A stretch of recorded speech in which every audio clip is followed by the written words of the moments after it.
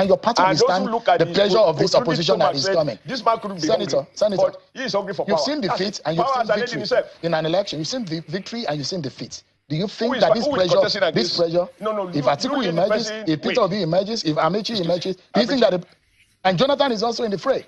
Don't drag my brother into that. That's a gentleman who considered the few who said that Nigeria blood is not worth his own ambition. So that is a complete gentleman. When he comes out, we know you are not to speak for him. Are you a member of his party? Have you seen? Are you from? Maybe you are not following from South. political. I can even speak more for him than you. Given that we are doing joke. But it doesn't look like your party is worried. Worried about what? Like we are going to be worried now. Your party is sweating. You mean that APC will be worried about? Which are the parties now? ABC, I saw PDP. Okay, I saw Atiku. Atiku is now our best campaign manager because he's attacking Obi, and I see Obi attacking Amechi. I see Amechi say Obi is a regional player. Atiku is a regional player. He's the only national player, but he didn't tell us what his world unit look like. We're totally out of time, Senator. So absolutely out of time, unfortunately. Thank you so much, so Senator. Opposition can have their dreams, but they will be defeated flatly. Because nobody believes them. They have to speak to the new policies that they will revise. Whether they will revise taxation, they will revise fuel subsidy, they will revise student loan. These Nigerians who are being killed in South Africa, whose shops have been looted, is anybody arguing that they are Nigerian-owned businesses? They are not Nigerian government-owned businesses. They are owned by Nigerian citizens. Exactly the same way as South African citizens have interest in those companies in varying degrees. That is the point. If you impose economic sanction, but what I do not advocate, we should behave as a more civilized people. We shouldn't kill, we shouldn't maim, we shouldn't burn, or we follow the law. The law allows us to take over. There's a hostile takeover, there's a friendly takeover. So if MTN is quoted, very good. That portion that is still held by South African citizens, that portion should be taken and managed by Nigerians. And I saw Rufai today laboring in a very poor manner that Nigerians can't manage, which is indicting himself, not our nation, as far as I'm concerned. You were talking about Etisala, that it had not succeeded. I said, how can you be such a poor liar, Rufai, that you don't remember that Glo is owned by a Nigerian, Mr. Adenuga? He's alive and well.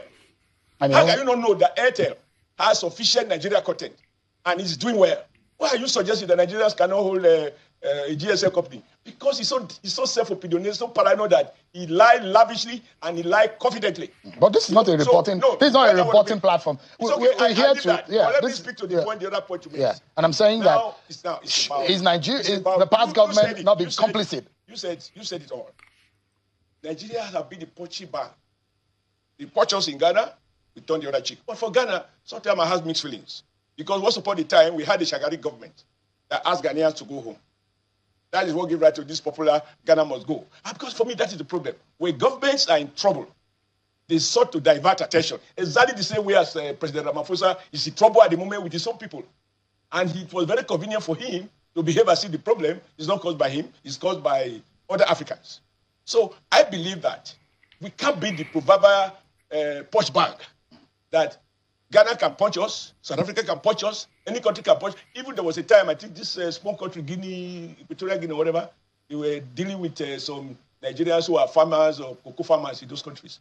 This country must stand for its citizens. That is my position. But what has your government? You are a part and parcel, a senior member of this government. What has this government done? How do government policies formulate? Now, I have chosen to be part of the legislative arm of this government, and in that capacity, I have advocated what I want. But the Constitution allows me to debate, to sponsor a motion, and to debate a particular policy. If I have my way, it prevails. If I don't have my way, it suffers. So but that's, probably know where I stand. So that's the reason why. That's the reason why I raised the issue of indictment on the manner in which. Just a moment, sir. Let me land on my question. I raised the issue of indictment of past government on how they have responded and handled the issue of xenophobic attacks on Nigerians in the past, and we're seeing that also playing out in the past. How many days when Nigerians have been attacked in South Africa? What has been the official position of the federal government of Nigeria? Ghanaian government has gone ahead to evacuate their citizens there. Has Nigerian government done anything other than that? Now, you just agree with me that we can't keep using the same old-fashioned diplomacy that make our ambassadors and our foreign ministers to a cup of tea, sign communique, and business as usual. That is why I am advocating specific sanctions. Because an economic argument, they are saying Nigerians are taking our jobs, they are taking our businesses, that's why they are looting. And the capital that the Nigerians are trading with were not loans from South Africa banks. And even if they are meant to be paid back. But no bank will give you money to start a business. These guys took Nigeria capital to South Africa to set up businesses. And they are flourishing.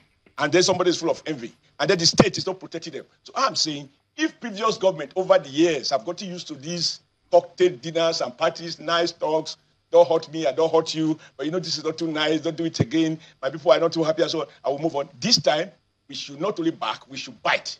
We should deploy different tools to deal with a recurring problem that diplomacy in the traditional sense of the word has not used. In any case, there's what we call economic diplomacy. I think it was Atiku as foreign minister who was talking about Nigeria policy being based or informed by what he labeled, I believe correctly, economic diplomacy. Yeah. So because it's not always that you have to be the guy, the nice bigger guy, nations of this world. America is using economic sanctions against other countries. President Bola Ahmed Tinubu's government as a reformist government. And I was very excited recently when he made a radical statement. For many people, they don't read or even do, they don't even digest it. Government after government in Nigeria has always said, Africa is the centerpiece of Nigeria foreign policy. What about, until last month, President Bola Ahmed Tinubu, to his credit and to my admiration, said, Nigeria and Nigeria citizens are now the centerpiece of Nigeria foreign policy. For me, that implied a radical shift. Sounded like Donald Trump. From the past, where we just go and give handout to people without any condition. All right, Senator, so because I have quite a lot of issues. But the thing that I'm not happy about is that, there is a point in the nation, in the life of a nation, where both the media, the state, and the citizens should be at one. If Nigeria is under attack, this is not a partisan issue. It's a national issue. My primary purpose in government is to protect Nigerians. Even when I was in NSC, my primary purpose was to defend the Nigerian working families. Right. So anybody, and if you are in the media, regardless of how free you are, you cannot be so free as not to understand that if there is no Nigeria, there will be no politics today. Your politics today is hardly discussing world politics. You are mostly discussing Nigeria politics. It has to be a nation.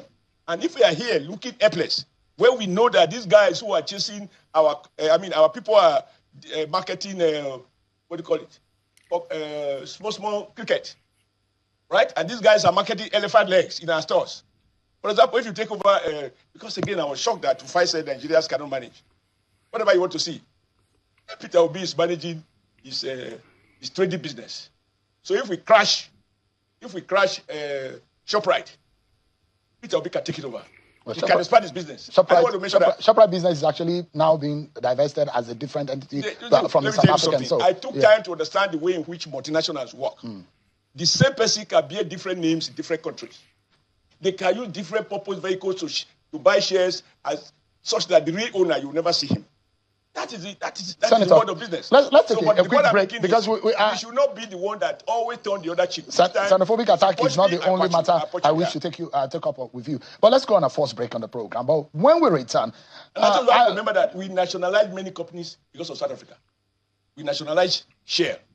We nationalized British Petroleum because America and UK and Europe or some European countries were supporting apartheid. So if we use economic tools to fight for their freedom, we should use the same tools to bring them to their senses. All right. If they get crazy with Nigerian people. And I hope that they've come to their senses and the government of South Africa is learning what may be a very unpalatable... I forget it. There's one Malema, who one of the political parties. Which is an opposition leader. When we talk of party ideology, Malema is a member of South African Parliament. And he said, this is a misdirected aggression. If President Ramaphosa's government has failed to pursue job-led growth, to create opportunities for South African people, they should not visit that anger on African brothers and sisters who have been with them over the years. That, for me, is a voice to be commended. All right, Senator. You know that even in that madness, there is an outstanding South Africa of note leading a party saying, even if this will cost him his votes, even if the South Africa will not vote for him for telling them the truth, for reminding them about their history and the need to build. We need to take a pause, Senator. We'll go on a break, but when we come back, Senator Oshiomhole will be telling me whether or not what we're seeing as a deepening cracks within the APC, the battle for power ahead of 2027, and the challenge on the Bola Tinubu government and the APC seeking re-election is something that the party should be worried about. The pressure is on, and the opposition says time is up for the APC. We'll be right back after this.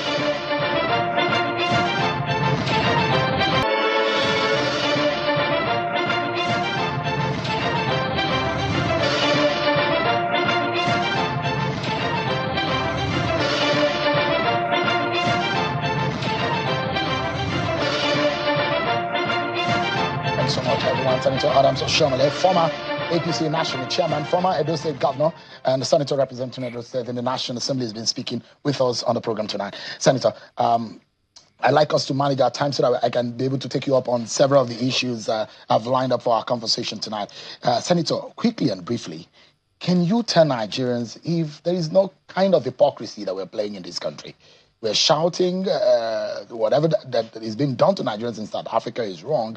But what has been the decisive? It's been several days now. We've seen the example of Ghana. As Nigeria got the opportunity to be able to quickly evacuate its citizens. 1. 2, the issue of insecurity of Nigerians in South Africa. We cannot secure our people right here. Is that not hypocrisy? No, I'm surprised by your choice of words. Don't compare like with your like. Every country, for example, a friend of mine who was General Secretary of COSATU ordered to me the level of criminality in South Africa. I don't have time now to check my phone. I will show you. About 170 persons are raped every day. He has statistics on the number of people who are in prison, those who are South Africans, those who are foreigners. Anyway, South Africa has its own fair share of criminality. Oh, my ladies, what shall I find? Una listen to what Oshiomhole talk. He say Atiku say na be their best manager now because if they attack will be something. So what he talk? He say Atiku the attack will be Amaechi the attack will be Peter B the attack Peter B the attack Amaechi. I don't understand. No, this man don't ever see where Peter B the attack Atiku or Amaechi. I don't even understand. Yeah. This man, sometimes saying the way this man is listening, I could imagine this man this country. No. See the discussion now. See the discussion we discuss. They involve a Rufai because a Rufai gave on Rice TV yesterday. He paid for body. You understand? This interview we so. The only way I agree with her, you understand? Now concerning the South Africa and Nigeria issue, now therefore I agree with her, you understand? So the other one I know you agree with her at all. You understand me? Well, it is well.